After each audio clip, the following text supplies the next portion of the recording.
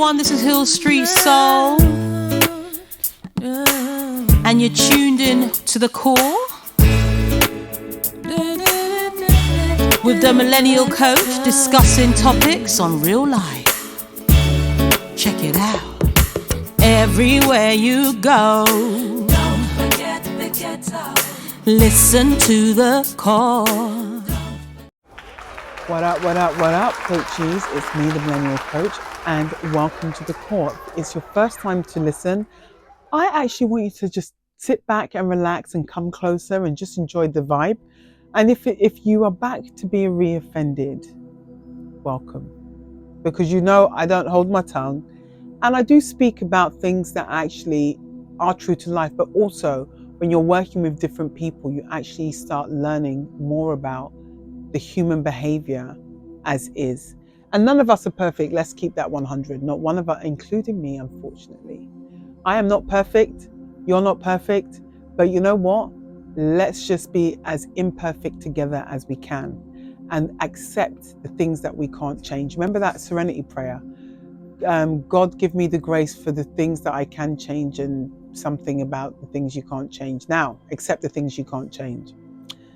When you're working in toxic environments, there is likelihood that things can change, and there is a likelihood that things are not going to change. But this is the core. I talk all things leadership, self-development. So I'm really pleased that you've taken the time out, and it's not going to be a long one. Today. And so we're going to talk today about toxic employees. Okay. And I hope that it's going to be useful, because they're everywhere. I don't know which person birthed a human being that just wakes up and wants to be toxic and nasty in a work environment. I've never understood nasty people. I don't get how they function. I don't get why they have an agenda. And, you know, to me, it's all from a coaching perspective. Okay, so from a coaching perspective, it all boils down to low self-esteem and lack of self-worth. So a lot of people don't feel good enough. That's why they start being toxic and nasty and blah, blah. Some of it's based in jealousy and envy. So, you know, those employees, I remember a woman, you know, oh, I'm so jealous of how you can build relationships with people. I'm thinking to myself, you need to tap into your own superpower. I know what my superpower is, and I know how to utilize my skill set. And I actually think being nice and kind at work is such a gift. I think it's something everyone should be doing. You, on the other hand, because of your jealousy, your insecurity, your self-hate, that is why you've always got to find fault with everybody else. So that's the level of toxicity we're actually going to explore today. Gosh, sometimes life, you know, and it is a hot topic, the situation in Palestine. And I messaged somebody there today, and he said it's absolutely horrible. I'm actually starting to feel a bit emotional about it, because we're human beings, really. And the destruction that people in Gaza are experiencing is just... And Israel, everyone that is dying are innocent. Like, literally, they're just the people of the nations. I wasn't expecting to be emotional today, but it's it hurts my heart. Like, literally hurts my heart. So I am the Millennial Coach. So we're talking about toxic employees and red flags. So let's go. Yalla, Yanko.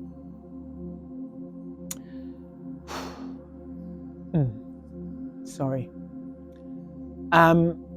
Toxic employees. So there's a huge impact of toxic employees. What they tend to do in organizations is that they drain you. They make you exhausted from the games that they play. And you know what happens? It compromises your sanity. You actually feel like you're in the twilight zone when you are working with toxic people. Toxic people seem to be promoted. Ignored complaints regarding them. Complaints are often ignored when it comes to a toxic person. And I've never understood that. I've never ever understood that. I always think to myself, what is happening, why this person is allowed to be an asshole and everyone has to just accept it. Why is that happening? The other thing I would definitely say is they can destroy your career. Have you ever worked with someone that is so nasty and they're so broken from the inside? The toxic people have a level of brokenness that I will never understand. If I ever complain, and I'm telling you, I think the last role I had, I've never complained so much in my career. Like, never complained so much. And I think when you hit 40 and above, I shouldn't be coming to work to deal with someone in their 50s, their issues, or 60s or 70s. It's just nonsense.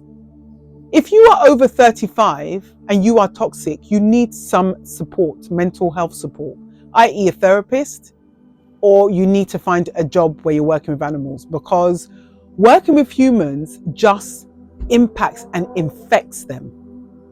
And I got to a stage in my career where working for myself was the best option because I was tired of politics. So one of the things that I want to highlight about toxic employees, they are two-faced. They have no loyalty to anybody. They will stand up for people, to people that have no power. Imagine that you're being someone's being challenged, but they've got no power. Why are you treating this person like that? They should be promoted. The person has no power, so why are you talking when you're not even having impact? Nonsense. So first thing about toxic employees, they've got no loyalty. They're like thieves. There's no loyalty among thieves. So toxic employees, they have no loyalty and they don't care about you. They care about what they can get from you. The one thing about toxic employees, don't think they're your friend. Always pay attention to why they talk to you. Are they talking to you because they need something, or are they talking to you because they genuinely have an interest in how you operate or how you're feeling? One of the things I hated about the last organization I worked with, nobody would actually check to see if you're all right.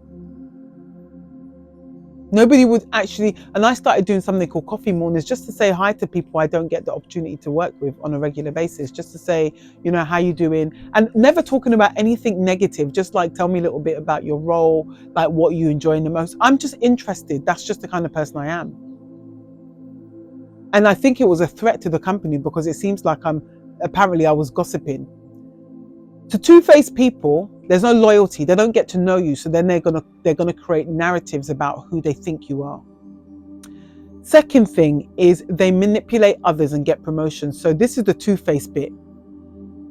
What I've experienced, and I'm sure you've all experienced this, these people will come and do some nasty stuff behind the scenes, and when they're senior people in the room, are they not the nicest as pie, compliant, and so there was a story someone told me. She made me laugh because her facial expression just made me like.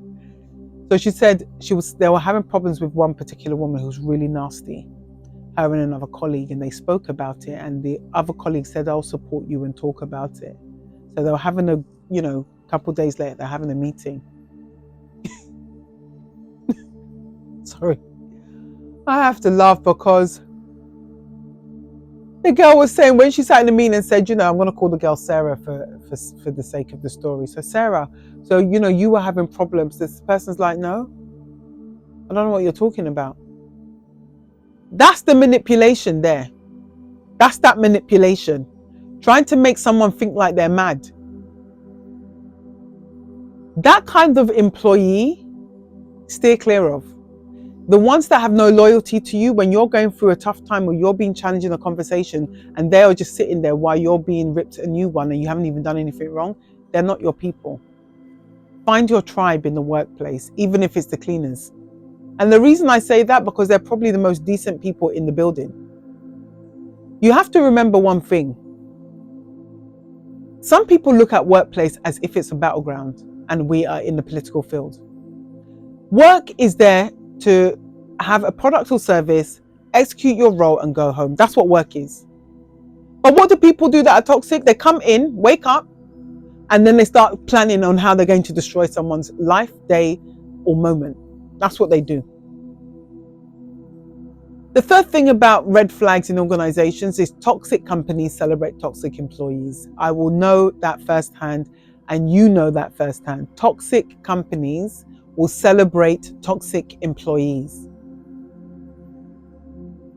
Have you had that where the person that has made people cry, insulted people, talk to people how they like, make sure that they are seen as a goddess to the senior people, and the senior people know the person's toxic, but they're still the thing I will never forget, as I said in a few episodes before, I have never sat in a room where someone who's incredibly toxic is told that they are perfect. I just still can't get over it.